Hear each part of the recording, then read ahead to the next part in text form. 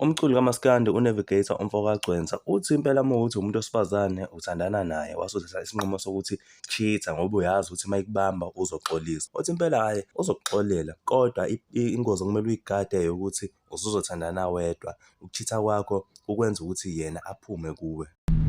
Uma ngifika empilweni yakho ngithandana nawe, wena bese uyangifebela ngoba unqesta use kakhulu wena. Wimpukane yasebhosha ehlala noma lumanzi udaka. Uthemba ukuthi ayizobuza uthi hayi ngiyaxolisa kulungile ngizoxolela. Kodwa uyibheke phela nale ukuthi okungenzeka ukuthi usuthandana wedwa. Noma usujola wedwa after leso simo. Thina madoda sifana nerazor. Siyathanda ukusika, kuhle masisika kodwa ayikho into esingayifuni njengokusikwa ukuthi kusikwe thina. Injalo nje indaba futhi ayizojika.